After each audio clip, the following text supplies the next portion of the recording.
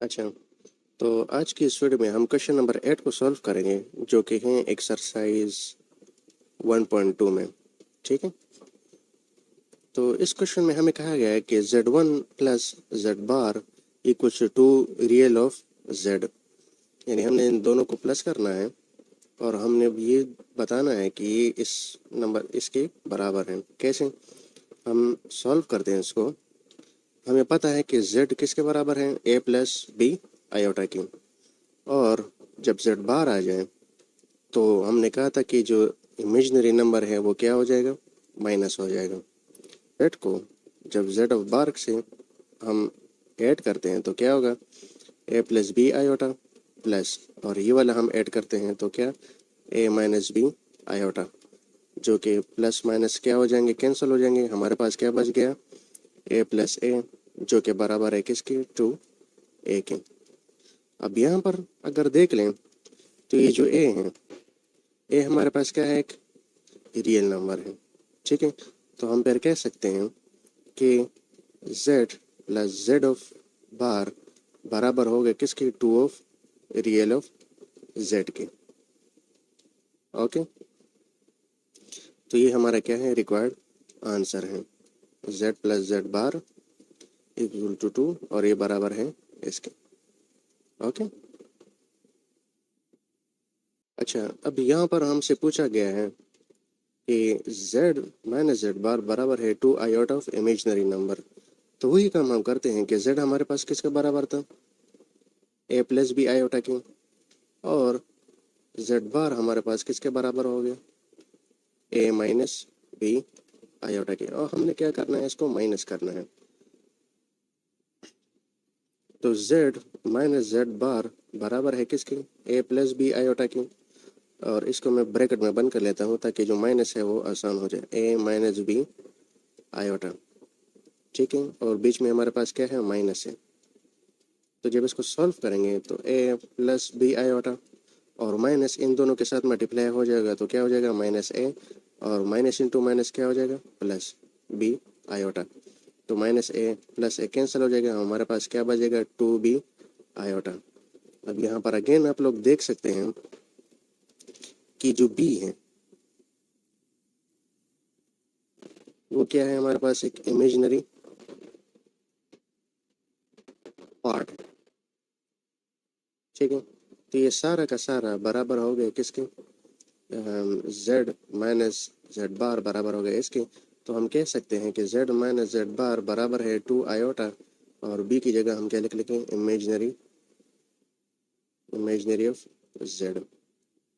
ठीक हो गया, तो ये रहा हमारा क्या, रिक्वायर्ड आंसर। अब तीसरा पार्ट है, हमसे कहा गया है कि जब z और z बार को आप मल्टीप्लाई कर लो तो ये हमारे पास रियल का स्क्वायर उसके बराबर होगा और प्लस इमेजिनरी की स्क्वायर के बराबर होगा। तो again z multiply by Z bar is equal to Z किसके बराबर था, ए प्लस बी आयोटा, और जेड बार हमारे पास किसके बराबर था, ए माइनस बी आयोटा के। तो मल्टीप्लाई करते हैं, ए को ए के साथ मल्टीप्लाई करेंगे तो क्या हो जाएगा, ए को ए के साथ तो क्या हो जाएगा, ए स्क्वायर्ड। अब ए को किसके साथ मल्टीप्लाई करना है, बी आयोटा के साथ, तो plus A B iota, sorry यहाँ पर माइनस आता है,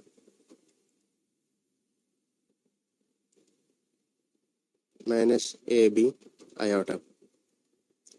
अब क्या करेंगे, माइनस ए बी आयोटा को इसके साथ मल्टीप्लाई करें तो क्या हो जाएगा, प्लस ए बी आयोटा, और यही बी आयोटा इसके साथ मल्टीप्लाई करेंगे तो क्या हो जाएगा, माइनस बी आयोटा स्क्वायर के बराबर आ जाएगा। अब यहाँ पर आप देख सकते हो कि हमारे पास plus B iota minus B iota cancel हो जाएगा, ए स्क्वायर आ जाएगा, और यहाँ पर माइनस बी आयोटा स्क्वायर की वैल्यू क्या है, -1, जो कि बराबर है ए स्क्वायर, सॉरी यहाँ पर स्क्वायर भी है, ए स्क्वायर माइनस माइनस क्या हो जाएगा, प्लस बी स्क्वायर के। तो ये आप देख सकते हो कि हमारे पास जो ए है वो क्या है, रियल है, और ये जो है हमारे पास क्या है, इमेजिनरी। इमेजिनरी तो हम ये कह सकते हैं कि रियल का हमारे पास स्क्वायर आ गया और इमेजिनरी का हमारे पास क्या आ गया, स्क्वायर आ गया, और ये दोनों बीच में प्लस है। तो हम कह सकते हैं कि z इंटू जेड प्राइम बराबर है ए स्क्वायर प्लस बी स्क्वायर के, जो कि बराबर है रियल आर ई ऑफ,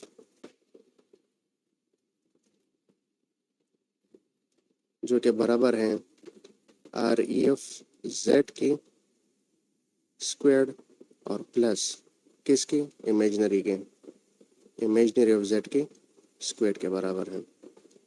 ठीक है, ये हमारा आंसर है।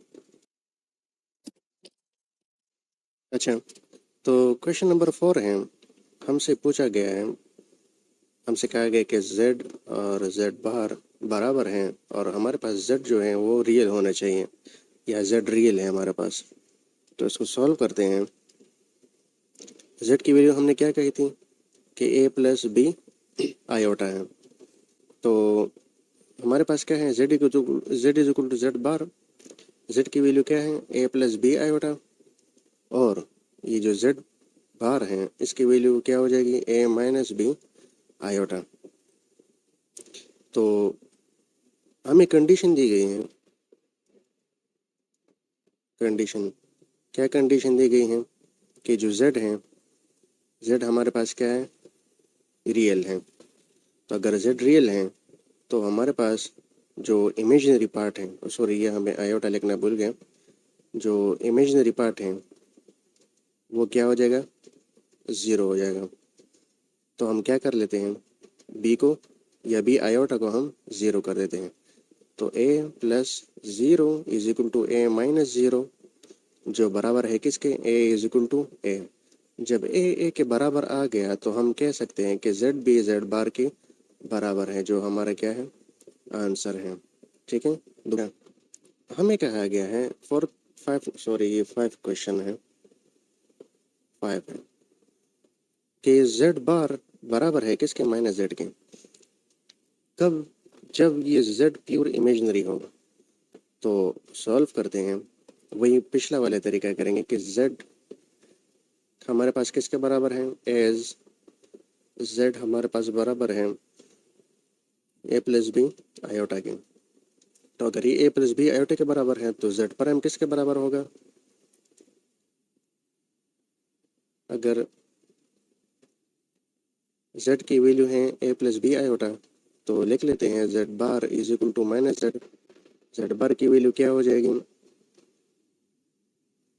a माइनस बी आयोटा, क्योंकि बार है यहाँ पर इमेजिनरी वैल्यू आएगी, इक्वल टू माइनस, और z की वैल्यू क्या है, a प्लस बी आयोटा।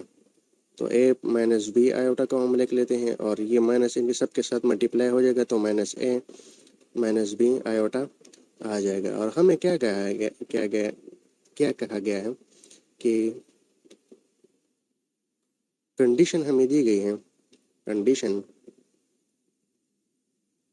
कि z हमारे पास क्या है, कि z हमारे पास क्या है, प्योर इमेजिनरी है, प्योर इमेजिनरी होना चाहिए। इमेजिनरी है तो हमारे पास जो रियल पार्ट है उसको हम क्या कर रहे थे, ज़ीरो कर लेते हैं। तो जब रियल पार्ट ज़ीरो हो जाएगा तो ये भी हमारे पास क्या हो जाएगा, ज़ीरो, ये वाले भी हमारे पास क्या हो जाएगा, ज़ीरो। तो हमारे पास क्या बच जाएगा, minus B iota is equal to minus B iota, minus minus क्या हो जाएंगे, कैंसिल हो जाएंगे, जो कि बराबर है B iota is equal to B iota. और हमें कंडीशन दी गई थी कि z बार बराबर होगा किसके, माइनस z के। तो ये क्या हो गया, हमारे पास आंसर आ गया। ओके, अच्छा, तो क्वेश्चन नंबर 9 है हमारे पास, कहते हैं कि अगर z की वैल्यू हमारे पास 2 प्लस 3 आयोटा है तो फिर वेरीफाई करो क्या कि रियल नंबर की वैल्यू प्लस z मॉड और माइनस z मॉड के बीच में है। तो पहले तो हम मालूम करते हैं कि, चलो पहले सॉल्व करते हैं। तो सॉल्व करते हैं, हमारे पास z की वैल्यू क्या है, 3 प्लस 2 आयोटा, लेकिन यहाँ पर क्या कहा गया है कि हमने z का मॉड मालूम करना है, या चलो ये वाला भी ले लो, एक ही बात है, एक मालूम हो जाए तो उसके साथ हम माइनस को मल्टीप्लाई कर लेंगे। तो इसका भी हम क्या लेंगे, मॉड लेंगे। और हमने कहा था कि ये किसके बराबर होगा, 3 के स्क्वायर के बराबर होगा और प्लस 2 के स्क्वायर के बराबर होगा। तो हम लिख लेते हैं 3 3 ज़र क्या आता है 9 प्लस 2 2 ज़र क्या आता है हमारे पास 4 आता है, और ये बराबर है किसके अंडर द रूट ऑफ 13 के बराबर है। तो जब z की वैल्यू z मॉड की वैल्यू हमारे पास किसके बराबर आ गई अंडर द रूट 13 के, तो अगर हम माइनस मल्टीप्लाई कर लें तो ये बराबर होगा किसके under the root minus of 13। और हमें कहा गया था कि हमारे पास जो माइनस z मॉड बराबर है रियल ऑफ z की, ठीक है, इज लेस देन और equal to mod of z।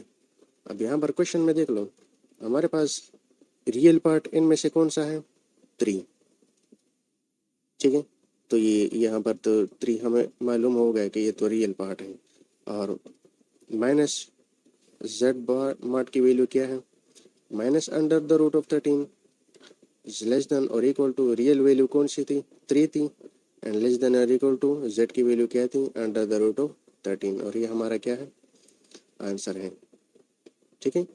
इसका अगले क्वेश्चन में हमसे पूछा गया है कि इसको क्या करना है अपने सॉल्व करना है। तो अगेन वही तरीका है, हमारे पास जो z की वैल्यू थी वो क्या थी 3 + 2 आयोटा। अगर इसका हम मॉड ले लें तो हमने कहा था कि ये किसके बराबर होगा अंडर द रूट ऑफ 3 का स्क्वायर और प्लस 2 का स्क्वायर, ठीक है, जो कि बराबर है किसके अंडर द रूट ऑफ 3 3 ज़र 9 प्लस 2 2 ज़र 4, जो कि बराबर है अंडर द रूट ऑफ 13 के। और अगर अगेन माइनस के साथ कर लो तो क्या आ जाएगा minus under the root of 13 आ जाएगा। लेकिन फ़र्क ये है कि यहाँ पर हमसे कहा गया है कि इमेजिनरी वैल्यू भी हमने लिख ली है, तो इमेजिनरी वैल्यू यहाँ पर कौन सी है हमारे पास है 2 आयोटा। तो हम क्या करेंगे दोबारा लिख लेते हैं कि minus z is less than और equal to imaginary of z is less than equal to z। तो माइनस z की वैल्यू क्या थी minus under the root of 13 is less than और इक्वल टू इमेजिनरी वैल्यू कौन सी थी हमारे पास 2 आयोटा, लेस देन और इक्वल टू यहाँ पर कौन सी है अंडर द रूट ऑफ 13, जो कि हमारा क्या है आंसर है। Okay, thank you.